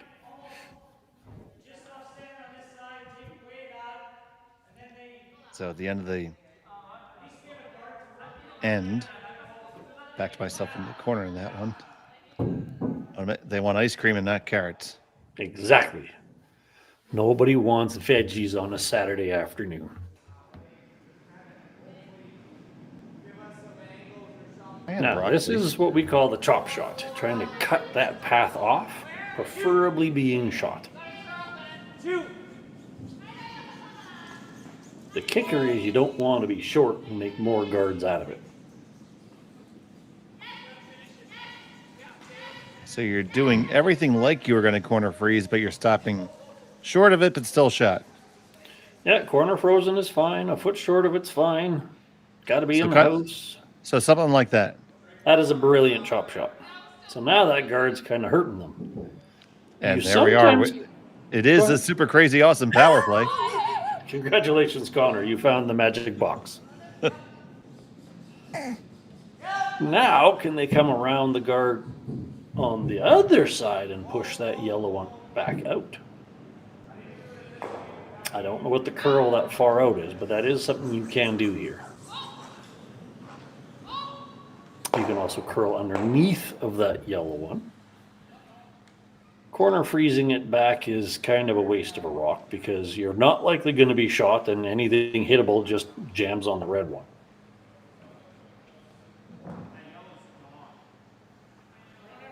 You could also pull a Nicholas Adine and throw the epic spinner and kick it over top the red one. Oh, we had a spinner attempt this weekend. Didn't work. I suspect Adine is the only one to have succeeded at it so far. I think I saw Brad throw one, Jacobs, and pull it off. Oh, nice.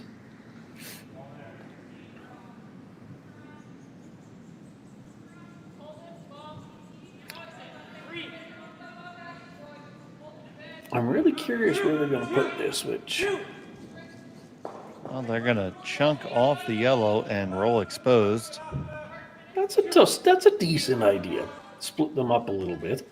Unfortunately, the yellow on the other side is now out counting your red one. But you are potentially bringing a double play into the works here. If they nose, it might be a bit high, but if they roll any to their right or the left, double's possible.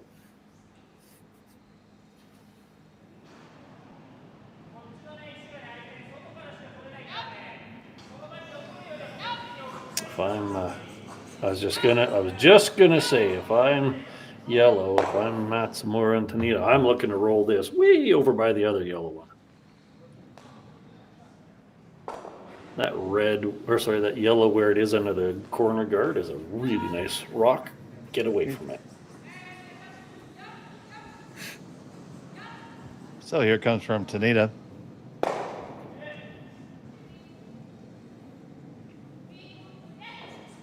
He gallops up to chase it.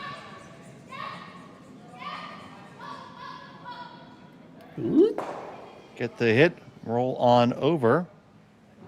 They are split even across that level and line 1, 2, 3. It may have rolled far enough. That's really flat to get to that other yellow one. So they're corner freezing the yellow one.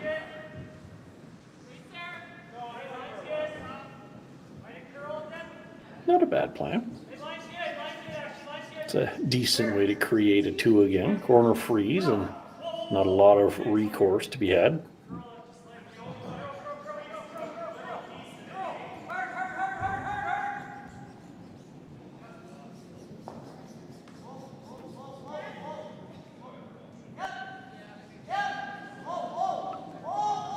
Weld this on, don't bounce off. But you also got to be second. So you don't have a lot of room for error.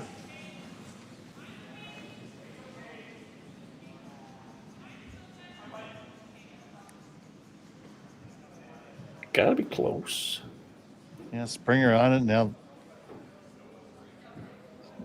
Springer the other. Curling a bit too much. It's gonna be close.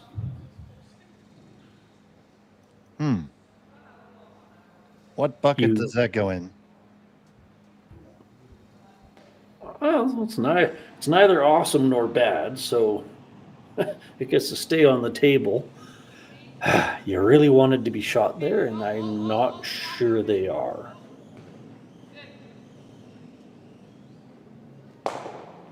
So 2 rocks each left. They could throw a center guard. They could throw a draw underneath of all of those. Like if they put it on the sea of coast, that's also well, that might be a little too close to a triple. That'd be a really nasty hard triple to throw. Right now, I'd be kind of afraid of the hit and roll back under everything. Springer and Springer does a flat roll. Maybe they don't move the yellow, but if they're underneath of it all, that's kind of problem.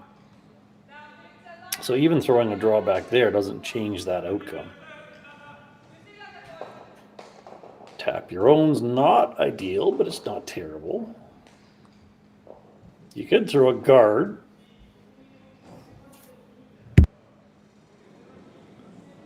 Yeah, the guard is certainly an option. A couple other things you could do there for sure. You have to feel good line 2, though, at the moment. There's also an interesting opportunity if you wanted to just bounce off the red. Kind of a unnecessary risk, but you could basically play a split on that red, push it a little bit higher, definitely not be second, and roll into the 4-foot. Unnecessarily difficult. I'm throwing something down the middle. Guard, short tap, draw behind your own.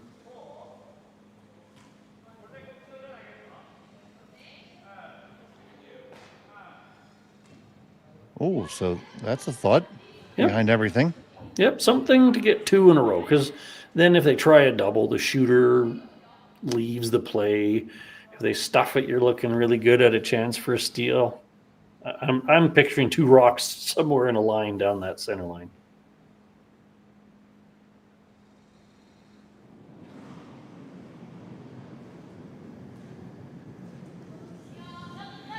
You don't see the draw under your own in the 4-foot too often, but hey, it can be a powerful tool.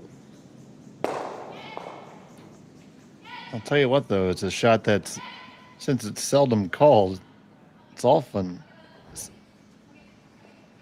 not made when called. Audible.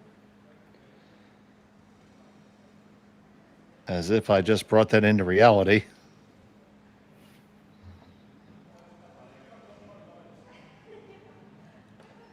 So that's a thought.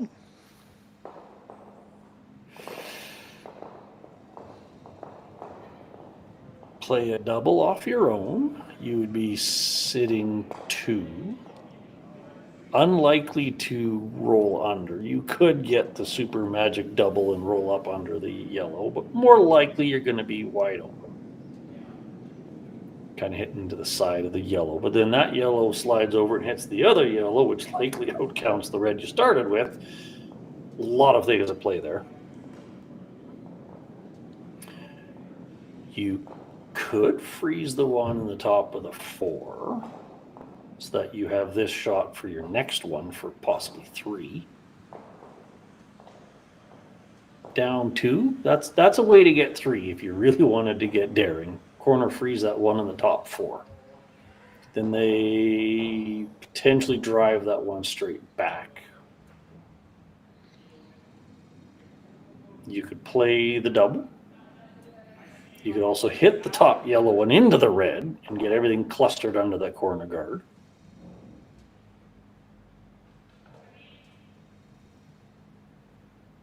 None of them are easy, though. Yeah, they're still trying to decide exactly what they want to do here. We see a game coming off the ice. That's Immonen coming off the ice.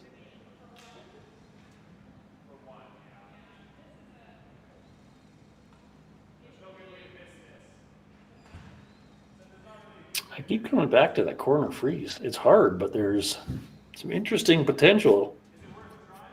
You risk the short run back, but you still should end up with a shot for 2.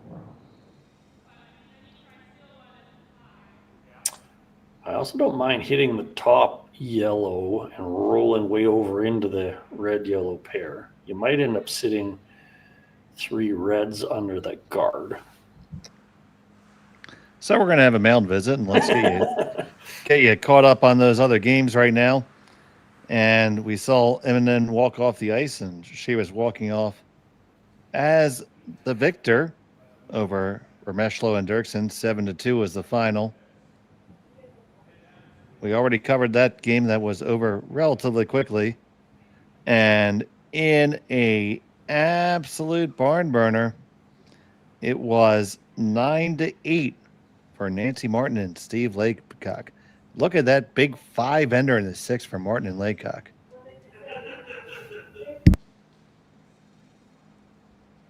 That was a big score there. They're kind of liking this potential. Basically, yellow into the red double. If you hit high on the red, then the yellow goes over the bottom one. If you hit low into the red, the yellow does catch, but you'll have 2 reds sitting fairly nice in front of it. I like this.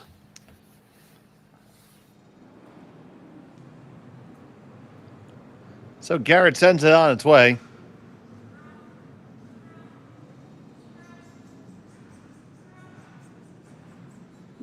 This is going to be only clip the back one. Muy interessante. I think that doesn't go in the best bucket there, buddy. You took out shot rock, but that was the only plus. That was your best Marvin. Throw it back. That was your best Marvin the Martian sound right there. My Iridium 232 Super Duper Space Modulator. Misfired. Well, that was better than flashing everything, but it didn't really turn this into a super duper awesome power play. No, it's going to be one of those moderately unsatisfying ones. I don't know if it's going to be moderately unsatisfying. This might be give up a steal unsatisfying. They're looking to put this basically right back where it was. Bite the button under your own.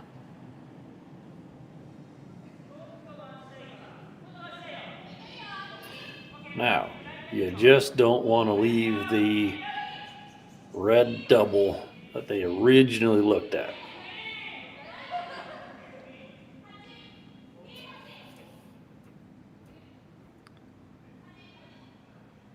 It's a little toasty. This one is quite toasty. Going to the coasty. All right, well, who's second shot?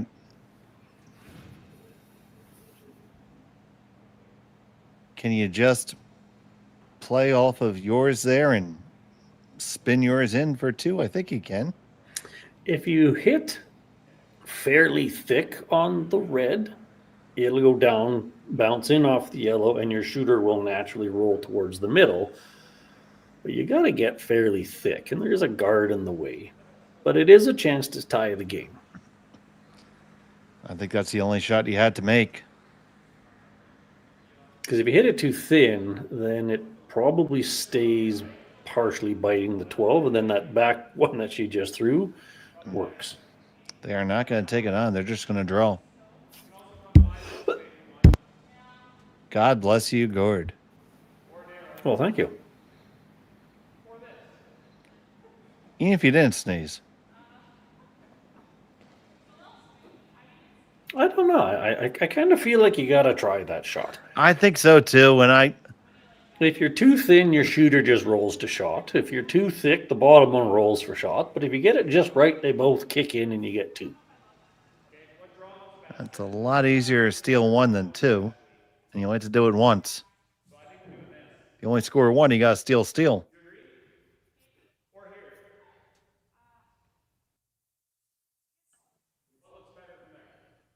I get you can only technically see half a rock, but you only want to hit about a thick, 3/4 might even be too thick. So it's there.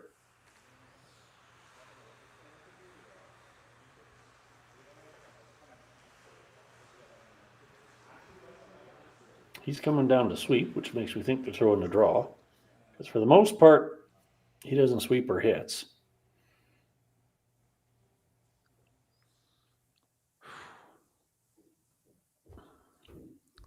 Draw for 1, be down 1.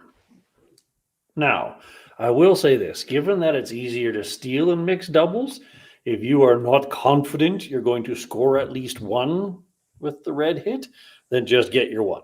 You don't need unnecessary risk. If this was 4-man, you would be playing the shot for 2 all day long. Final stone, the 7th end.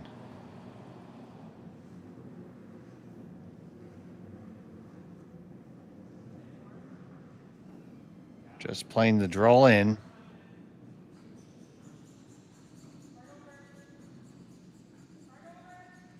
Or are they trying to walk over and get cute here? You got to have enough weight, or else this isn't even cute at all. It's oh no, and that's a steal of probably just 1. Probably measurable for at least just 1. It's the 1 for sure. If it's 2. You kind of feel like she wasn't committed to that shot, and maybe they should have just went for the draw. Because that wasn't nearly the right weight for that call. No, that was definitely not the effort that not the way you throw it if you're committed to it. So here we got Connor. There we go. Right about to there.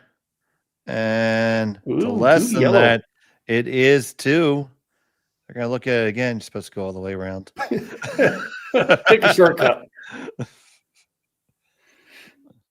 But it is 2 yellow. So 4-point lead. The Springers have their work cut out for them when we come back to Martensville after this. Hey, Ben, what's the Aztec Safety online e-learning website again? Yeah, that would be aztecsafety.com. Fire extinguisher and firefighting. We'll send that one to Paul. Now here's a course I should probably take. Conflict resolution. Power line safety. Yeah, I thought it might help me with my line calls. Did you know this Aztec website has over 100 safety courses? Jeez. Aztec Safety online course. Ground disturbance. Could have used that a few seconds ago.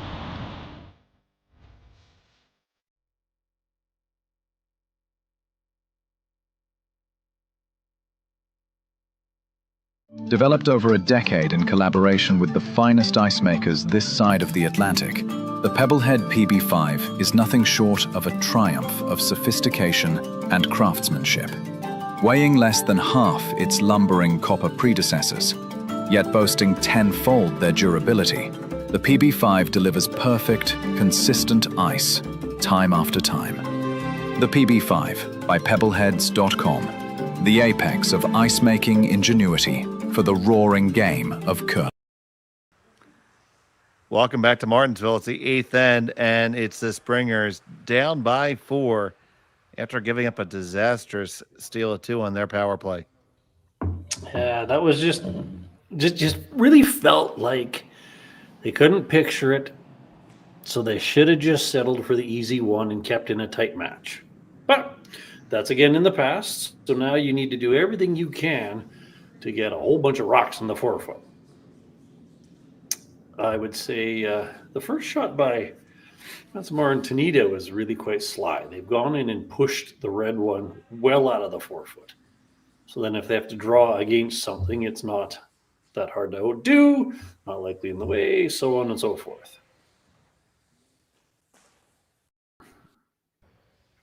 Good freeze, very good freeze.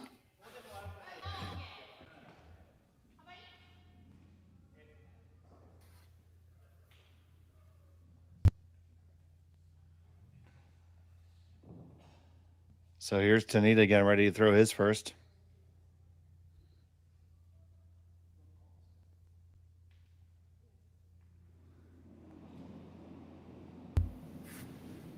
You could play just a straight freeze. You could look to jiggle things around a bit. They're in such a driver's seat right here. You just need good angles. Driver's seat for sure. I would love to see them break up that yellow-red pair. You only need a few inches, but you need to pop them apart. Or guard it. Oh. Bad Now, bucket. That doesn't smell give up 4, but that was a subtle oops. So if red gets a little bit to the high side, you could actually set up a clip the red yellow pair on the way by, and the bottom yellow one might scooch over top of the back red one, and good things can happen. For those of you who are interested, if this score holds, there will be 2 tiebreakers required, so there will be draws coming up for the late night.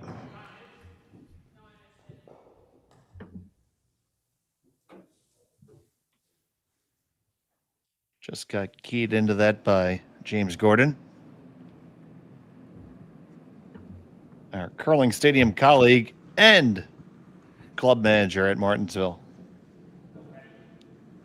So we got boots on the ground.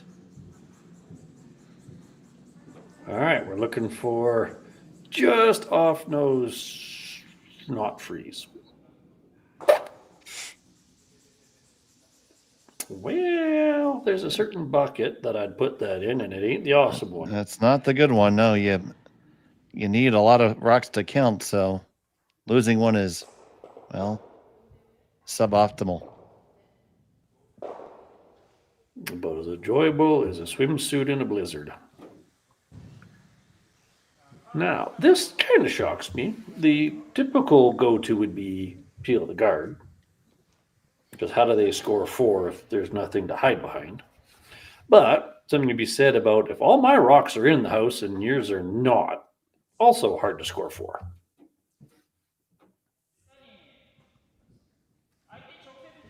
They have 6 rocks to play with, and they accidentally put their own in the back. So conventional thinking would be figure out a way to get rid of 2 more reds. What would you throw here, Dave? Yeah, I mean, make red go away. Red bad. So find some way to do that. I mean, if you lock onto it, that helps. Could throw a run back. Worst case scenario, there's no guards in the way. Yeah, the guard. Yeah, and they can't afford to put one back up at this point. Oh. But anyways, more yellow in the forefoot is also tough to deal with. Because in all likelihood, that one in the back 8 is going to have to find a way to count.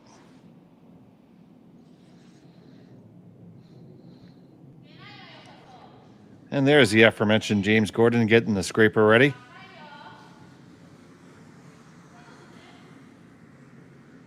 As we are the last game on the ice.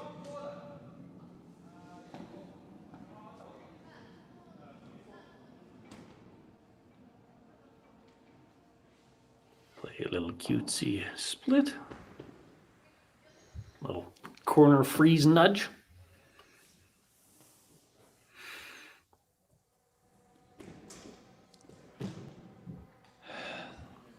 Not much you can do now. Yeah, that back red one's far enough back. Again, kudos to the first shot that pushed that red one back that far. Even if you got another one in the 4-foot, that's hard to bring into play. So they're basically... I was actually wondering if you could play hack to put the second yellow out of play, but end up basically frozen on almost the nose of that highest yellow in the house, so that it's kind of aimed at the 2 in the 4-foot. How's that for a complicated scenario? It sounds at least plausible. That's what I would probably do. Just try to get almost a nose with hack. Pop that one yellow into at least the 12-foot. Aim yourself at the one in the house, and hopefully the angles are right. The biggest problem with this plan is the other team gets to throw stones also. Yes. That's where take that same thing, a little bit heavier, and stay frozen on the yellow one was kind of the idealistic picture I was painting. Matsumura there looking on the one side, and Tanida said, Red Rock, C, hit. Yeah, I'd be hitting that top red one. Nothing complicated about that. One less red in play, and you will be sitting 2, 3, 4, 5, 4, 6, 4, 6. There you go.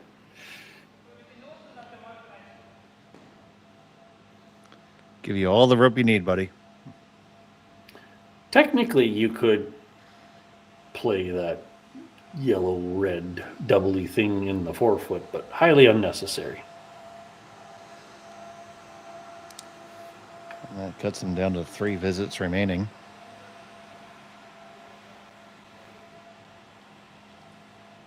Should be good for the rest of the game. He's overthinking it, and she's sitting there going, throw rock at red. Dan Welke, the crew chief, comes out to move things along. When the scraper's making noise, that means you're got to speed it up a bit. Yeah, being an ice maker myself, we hold off as long as we can.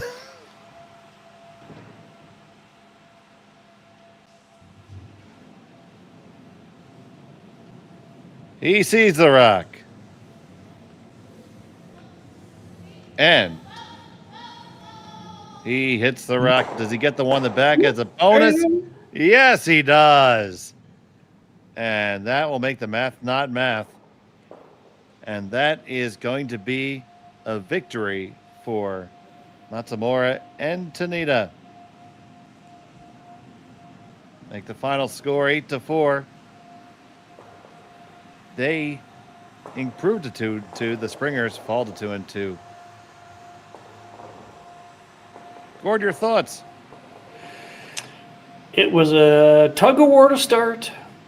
Nobody capitalized on the opportunities, and then all of a sudden the Springers stopped making nice shots. They made half shots, and Matsumura Tanida basically just said, ours. All right, and so hold on, and you can come back with us later this evening at 6 o'clock Central. Just an hour from now, we'll have Walczek and Augustinak versus Koana and Aoki. Well, I'll be joined by Jim Nix for that draw. Tune in just to hear us try to pronounce the names. So for right now, for Gord Coppathorne and Connor Sins, I'm Dave Schmel. Good day from Martensville. Live curling rocks. And this November, the best in the world are coming to Tahoe. Get your seats now at gsoctickets.com. But hurry, early bird pricing ends soon. Hey guys, what can I get started for you today? Bananas away, regular? And I'll have the rip berry, but can I get vanilla oat milk? And I'll add spinach and ginger. And can I substitute the raspberries for strawberries? Also add the chia and hemp seed, and definitely have the power booster and the collagen booster. And can I get that blended twice? Wow. For Alicia, custom chaos? One of a kind. You're one of a kind. Blister juice, freshly made, your way.